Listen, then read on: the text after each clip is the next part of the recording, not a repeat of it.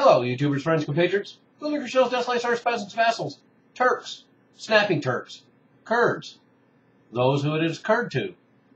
I'm a useful idiot, and today I want to talk about the Turkish Spring we see occurring now, although some pundits have rejected that characterization of what's happening in Turkey right now.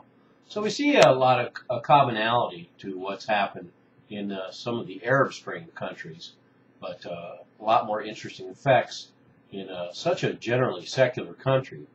So we have this 5 days of protests, of course, starting with Taksim Square, where they were going to demolish a park there, which has become very emotional for people in that city of Istanbul. And then they also wanted to build a bridge project that would have included removing 350,000 to 2 million trees. And this is starting off as just a groundswell, a few people protesting against what essentially amounts to a development project, and then gets galvanized into a nationwide protest against the government. And all it had to do with is just the audacity of Erdogan, the leader of Turkey, who came out and said, quote, "It does not matter what you protesters do. We made a decision. We will follow through with that decision," unquote. So this authoritarian tone was enough to really get under people's skin there. And I'd like to see the same thing happen in the United States, but I guess we're still looking for that. But enough to get people in the streets in Turkey. And it spread from Istanbul to Ankara and is now becoming kind of a national movement. And, the fact that it's lasted this long. And then, of course, the other galvanizing element is just the brutality of the response. Once again, a little shocking for a middle-class secular state and a population that's been living in relative luxury. So to have tear gas and water cannons used against them. And now we have 2 deaths as well. And that will only inflame this entire episode. And we shall see where it leads. And it's a pretty complex situation. It's not quite as volatile as I have thought before, because it turns out Erdogan has a lot of support across the country, particularly in the rural populations that have moved into the cities. And he used to have a lot of middle-class support as well, because the last 10 years have been very economically prosperous for Turkey. And they have the kind of economy, though, that would lend that well, including a vast military. And that always helps things along. And so anyway, we have this media coverage was limited at first, but now, of course, they can't ignore it. So that will only fan things even more. And then Erdogan even apparently remarked that Twitter was a curse because people were using social networking like the Arab Springs to get things going. In fact, the government used jammers in the protest areas so that people couldn't use them. And now Erdogan is paying the short-term price as well as the stock market there crashes, and they will be having some economic difficulties now. So that will only increase the pressure on both the population and the government. And not surprisingly, of course, we have the Kurds also taking advantage of this situation. It's interesting historically to see that whenever there's some kind of chaos in the country of Turkey, the Kurds always take another stab at getting what they want, the autonomy. And in this case, the ceasefire was breached just recently. And the PKK fired at a Turkish military base. And this is kind of a political move for the Kurds, just saying we want to see some results. So that's their version of a protest. And they're also protesting, but they're using the protest as leverage, of course, for their own goals.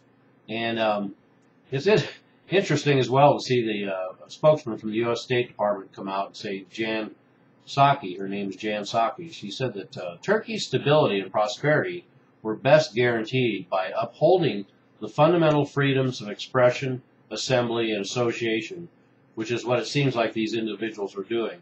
And she ought to know because, of course, the Obama administration and mayors of cities across America showed a lot of leniency with the Occupy protesters, and so she has a lot of ground to stand on to talk about that. And I think the main thing this will do, at least as far as what I'm reading is telling me, is that this will probably won't result in a revolution, and probably won't result in a Turkish Spring. But what we could see is a huge effect on the next election in 2014, when Erdogan wanted to run for the presidency in a new presidential-based government and not one based on parliament. And that's going to be taking a lot of damage right now. So if the opposition can get their selves together in some sort of unity, they may really have something here in the future. And a good example of where average middle-class Turks are at is the fact that there was a quote in one article where they interviewed a protester who was a middle-class businessman. He said he's skeptical of Turkey's growth, echoing other protesters' claims that the money doesn't benefit everyone. The economy isn't that good. People still lose their jobs. With all these shopping centers planned, all of Turkey will be a shopping mall. What will Turks do with shopping malls? Malls don't fill stomachs. So pretty inspiring words, and I wish more Americans would say something like that. And but what it tells us is that just like a lot of other countries, all that growth, first of all, they can't trust the economic numbers coming from their governments, particularly when they're not feeling it. And then, of course, the growth and the wealth, just like everywhere else in the world, is transferred to the top. So they're really not feeling it as much as they would like. Although they have reaped the benefits, kind of like the growth of the middle class in all developed economies. There's a period where they were brought along for the ride, but at some point the ride stops. And they've had a lot of economic growth the last decade, and that's helped bolster Erdogan, even though Erdogan is the head of a Islamist party, Justice and Development Party. And the Turkish population has become very used to its secularism ever since it became a republic in 1924. And they've moved away from this Islamic model that we see in the rest of the Middle East, and Turkey would like to see itself as presenting an alternative. But now we see the population realizing that this authoritarian streak and changing the constitution and overhauling the top generals there all moves to kind of make Turkey more of a religious-based Muslim country. And, they're going to resist that. It kind of reminds me of the population of Iraq was very secular for the most part before the fall of Saddam Hussein. And now, of course, all the religious animosities of poorer classes manifest themselves. But that's another story. Another thing about Turkey that I thought was interesting is finding out they have more journalists in jail than any other country in the world. And that's really saying something, including thinking about countries like China and Russia and the United States. But of course, as one of my YouTube trolls reminded me, they don't have to put reporters in jail in Russia. They just kill them. And now we have the working class and the middle class all united in these protests, and now there's calls for union strikes. So they're really putting the pressure on Erdogan, and it'll be interesting to see how this unfolds. Interesting to see how the Kurds wield something positive out of this. It'll be interesting to see what the protests achieve. It will be interesting to see what happens with this government, and we'll see if any random events happen that unleash unforeseen forces, which will be something I'll certainly be looking for. Most importantly, it's interesting to see this unfold as all the other trouble in that region unfolds, to have this unrest in Turkey right next door to the Syrian civil war with all these other things going on. So it's only heightening the tension in the region, and so that could also unleash some unseen forces. Incidentally, it's kind of interesting that the secular Turkish population, part of their grievances in the protests is the fact that Turkey is supporting interventions in Syria. And I don't think the Turkish population, or at least certainly a section of it, approve of that policy. And so yeah, Erdogan characterizing these protests as thugs and alcoholics, which is something the state does all over the world. In fact, I was struck by the fact that Erdogan even said that his response to the brutality of his reaction to the protesters was to say that he just did what states all over the world do, and that is certainly true.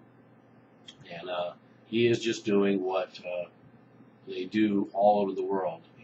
And we've seen plenty of evidence of that. The images come back to haunt us. So anyway, just a couple other points to bring before I wrap this up is the fact that the peace process with the Kurds has been interesting. Of course, Erdogan just wants to broaden his support base for his further political exploits in Turkey. So he's being very pragmatic. Being the one to solve a 30-year internal struggle would be quite a feather in his cap as well. But needless to say, this current unrest can unleash some old demons.